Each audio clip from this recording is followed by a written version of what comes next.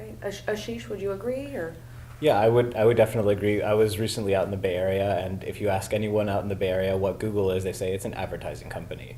So it's really, that's exactly what Chris, iterated, and the fact that that they're kind of looking to diversify their product portfolio is because they treat themselves as a startup. That startup mentality, Gmail, Picasa, all those things were employee ideas that was in the 80-20 kind of split that they asked their employees to kind of partake on their part-time, and those actually built out to really nice products. So they will find other winners, I am sure, and it's definitely an interesting time to watch Google move forward. And they do kill their failures. They do- They go they through do, and they call the yes. herd. Yeah, they do.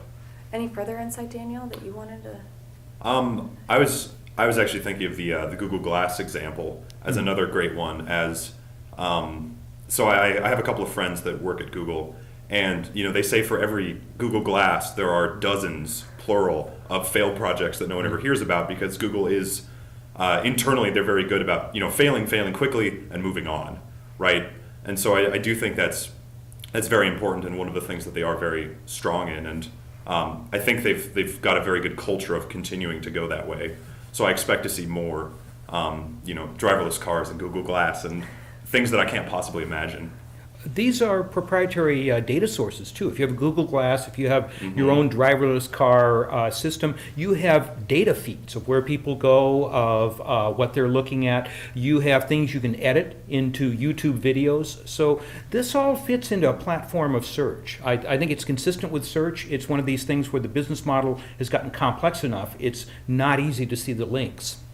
Yeah, I think Google recently with Google Plus, people kind of may not think that it's taken its legs, but actually I think it has, because their motivation for Google Plus was not to compete with Facebook. It was to become an identity search platform to verify someone's identity and link that directly to actionable outcomes, whether that be marketing or targeted ads, whatever it may be. That's a point too. When you sign up for any service with a particular company, you're essentially providing them a proprietary data feed. And that's important in an era of attention, where attention is the source of a lot of revenue. Yep. Now we're moving on to pharma, and we talked about them briefly before, those companies. And we have all seen the ads of lawyers coming out and guaranteeing that you're going to get your money back and that you've been a victim of a drug that maybe wasn't tested or tested incorrectly before hitting the market.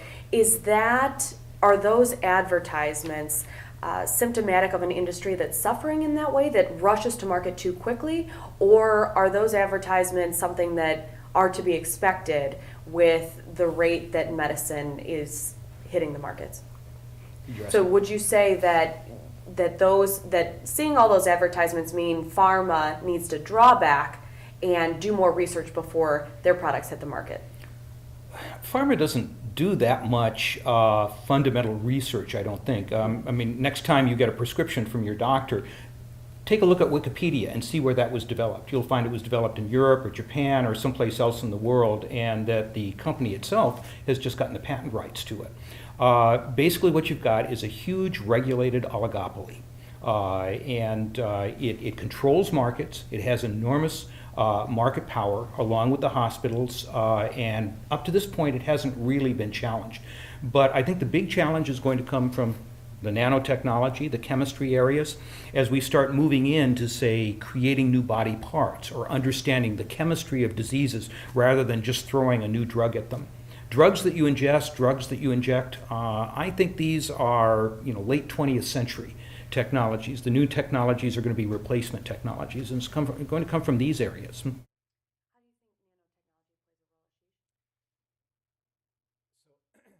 I do agree with your points, Chris, I think that it's important to bear in mind that the pharmaceutical pipeline is